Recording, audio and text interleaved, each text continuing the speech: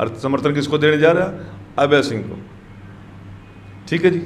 अब टाकेत अपने आप तो 2 चुनाव में जमानत जब्त कराया, वो भी समर्थन देना आ गया। मैं आप लोगों के सामने एक बात कहना चाहता हूँ, किस प्रकार एक राजनीतिक भूख के कारण ये लोग अपने अहम को शांत करने के लिए ये इस प्रकार के प्रपंच करते हैं। ना इलाके की प्रति इनकी कोई जिम्मेवारी है। और उन्होंने कहा था कि दोबारा विधानसभा का मुंह नहीं देखूंगा। ये सिद्ध होने जा रही है बात कि वो दोबारा विधानसभा में नहीं जाएंगे।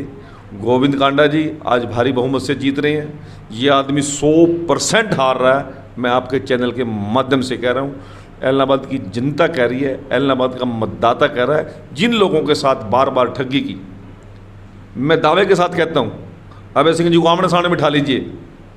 5 साल मंत्री रहा मैं और 2 साल से मुख्यमंत्री जी के सहयोगी के तौर पे मैं हरियाणा का काम देख रहा हूँ।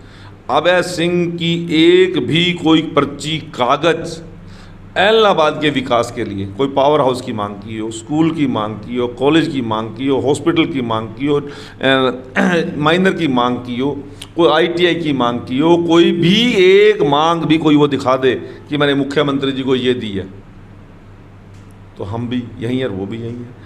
एलनाबाद के बारे में चिंता करने ही नहीं। सारी रात और दिन केवल मुख्यमंत्री कुर्सी का सपने लेना। अरे जिन लोगों ने आपको चुना है, आप जब CM बनोगे तब CM की बात कर लेना। आज अब विधायक के नाते तो विधायकी की चिंता तो कर लो अपने अहंकार के कारण, क्योंकि जनता को फेस कर नहीं सकता था, सामने बैठे हुए भतीजों को फेस नहीं कर सकता था, क्योंकि डिप्टी CM है। जिस भाभी ने इनको इतना लाड प्यार दिया, नैना चौटाला को फेस नहीं कर सकता विधानसभा के अंदर। अपने चाचा को, जिसके साथ लगातार गद्दारी धोखा करते रहे, चौधरी रणजीत चौटाला को फेस नहीं कर सकता था। उनसे भाग के मुँह छुपा के किसानों के नाम पर उंगली कटा के शहीद होने का नाटक किया।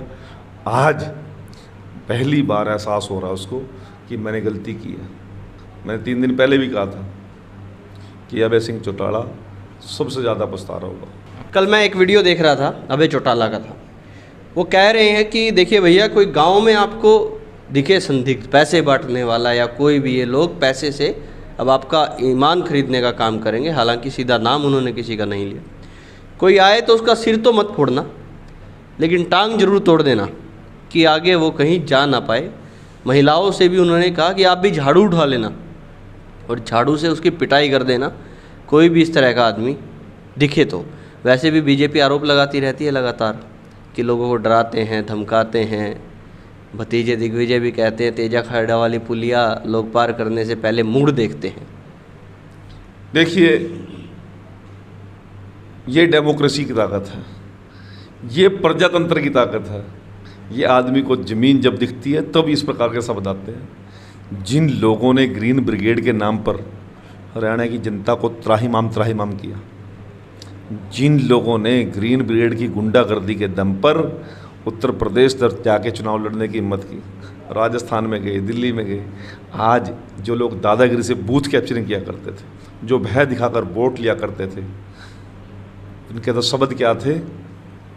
यदि रात को कोई आदमी चौटाला के डर में रजाई पर मुंह ढककर नहीं सोया तो फिर के राजकारण का मजा आया। आज वही शब्द इनको वापस लेने पड़ रहे हैं। क्या कह रहे हैं कि कोई संदिग्ध आदमी भारतीय जनता पार्टी ऐसे काम नहीं किया करती।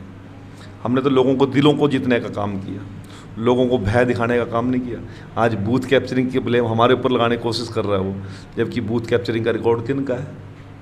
किन लोगों ने हमेशा भय का राज किया, किन लोगों ने दहशत पैदा करने का काम किया। और जिस प्रकार की उपमाएँ किसी बार के आदमी ने दी, मीडिया के माध्यम से इनके परिवार के लोगों ने दे रखे इनको उपमाएँ जी सुन। और रही बात टांग तोड़ने की, सिर ना फोड़ने की, झाड़ू उठाने की, यदि अभय सिंह चौटाला इतनी ही ईमानदारी से ये बात पहले से कहता, शायद हरियाणा के अंदर कल विधायक न रहता। हर बार गुंडागर्दी और दादागिरी के दम पर, बूथ कैप्चरिंग के दम पर लोगों ने सरकार बनाने की कोशिश की है, परंतु नहीं बनी।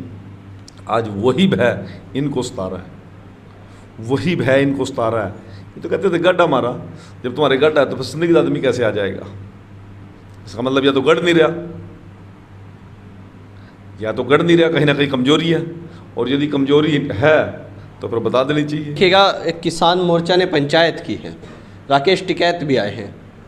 उन्होंने कहा है कि एक आदमी ने 6 महीने पहले एक पंचायत में अपना झोला रखा था और अब वो आदमी अपना झोला लेने आया है।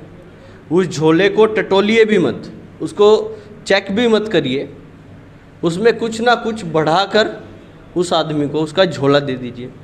हालांकि राजनीतिक समझ रखने वाले लोग समझ गए कि राकेश टिकैत कहना चाहते हैं कि भैया ऐलनाबाद के लोगों, जो भी उनकी बात मानता है, कितने लोग मानते हैं हमें नहीं पता राकेश टिकैत की बात यहाँ पर, कि अभय चौटाला आपके पास झोला रखे गए थे, अब उनका झोला वापस दे दो, हालांकि उनको वोट दे दो।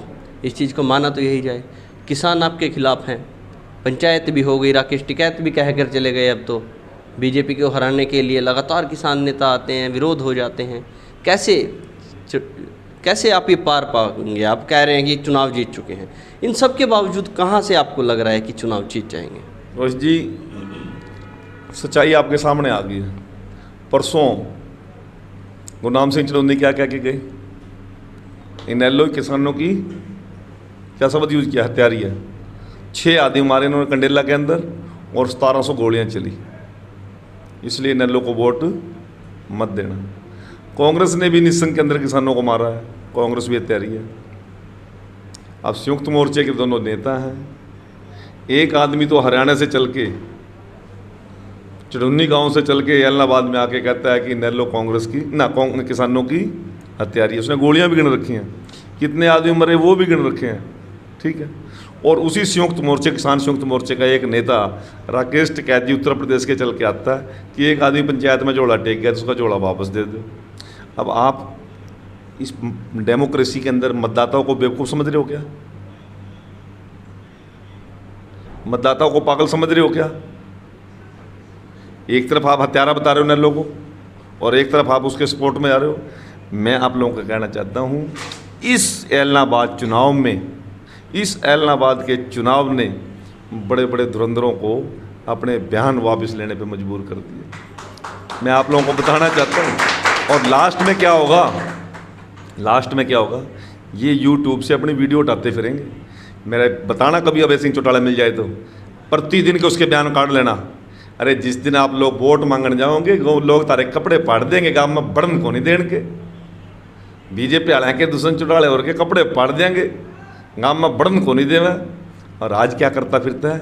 वो अपने पेड वर्कर को यूँ कहता है, हाथ जोड़ता है, भाई झंडा ना दिखाइए, मेरी वोट कम हो जाएंगी।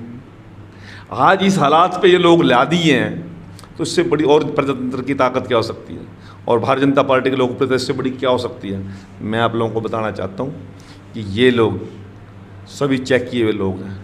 आज एक हमारे बड़े भाई हैं अशोक तंवर जी, वो भी आज समर्थन देंगे। अब हमें तो पता नहीं किस चीज़ पर समर्थन देंगे, कुछ है या नहीं है। यदि समर्थन देने का ब्यों तो होंदा कुछ उसका, तो कांग्रेस पार्टी उसने मना लेंदी घर से। जिसका पल्ला दाने हो ना, उसने भागण नहीं दे करता, कोई भी उसको भागने नहीं देता। पर जो पल्ले दाने ही नहीं, जिस कांग्रेस पार्टी का वो 6 साल अध्यक्ष रहा, उसने दोबारा जात तक नहीं पूछी, वो भी समर्थन देने चल दिया। आज जजपा और भाजपा का मजबूत गठबंधन, ये लोकप्रियता का एक बहुत बड़ा प्रमाण है जी। आज रणजीत चौटाला जी क्या करें आपके सामने कि जितना मान सम्मान तो ताऊ देवीलाल जी के जाने के बाद मेरे को मेरे परिवार के लोगों ने नहीं दिया, जिस कांग्रेस पार्टी को मैंने खून से सींचा उन्होंने दिया, जितना मनोहर लाल जी ने दिया, बीजेपी ने दिया, अपने जेपी नड्डा जी ने दिया, अमित शाह जी ने दिया, मोदी जी ने दिया। इससे बड़े क्या रणजीत चौटाला जी से ज़्यादा विद्वान है क्या ये लोग? यदि काबिलियत होती तो कोई अपने भाई भतीजे के खिलाफ नहीं जाया करता। यदि काबिलियत होती कोई अपने चाचे ताऊ से बाहर नहीं जाया करता। और हरियाणा प्रदेश के अंदर तो राम और लक्ष्मण की जोड़ी थी अजय अभय सिंह की। इसका मतलब मामला कहीं ना कहीं गड़बड़ रहा होगा, इसलिए आज अजय सिंह क्या करते हैं, गढ़ तो टूट लिए, गढ़ तो ताऊ देवीलाल जी के साथ चले गए, गढ़ गुड़ कौन रहे, अब तो खंडर रह गए हैं। तो इसलिए आज सगे ताऊ चाचे तो गोविंद कांडा के लिए वोट मांग रहे हैं, सगे भतीजे सगे भाई तो गोविंद कांडा जी और बीजेपी की तारीफ कर रहे हैं। और राकेश टिकैत जी को लगा उसका जोड़ा दे दो। राकेश टिकैत जी, आप 2 तारीख के बाद अपने जोड़े सामने लियो। अच्छा, क्या होने वाला है ऐसा उनके झोले के साथ? चलिए देखिए, हालांकि मैं ख़त्म करने वाला था, अब आपने इंटरेस्टिंग बात बता दी।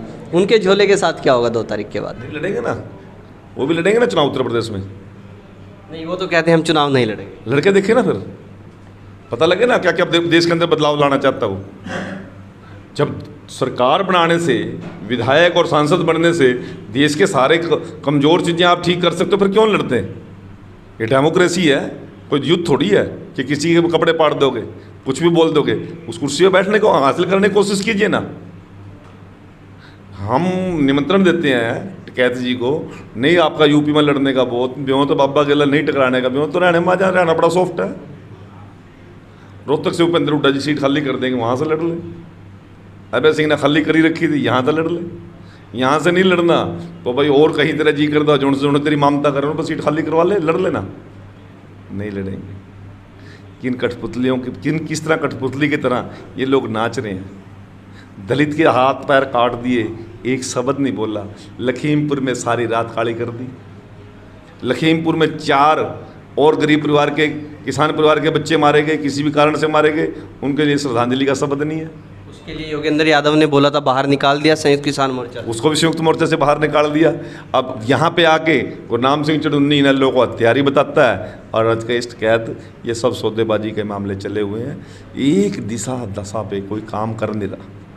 ये चाहते हैं कि हरियाणा में अफरा तफरी मचे, ये चाहते हैं पंजाब में अफरा तफरी मचे, ये चाहते हैं देश में अफरा तफरी मचे, परंतु हमारे नेतृत्व का निर्णय है, नरेंद्र मोदी जी का निर्णय है, अमित शाह जी का निर्णय है, JP नड्डा जी का निर्णय है, मनोहर लाल जी का, दुष्यंत जी का निर्णय है। हम बल प्रयोग नहीं करेंगे।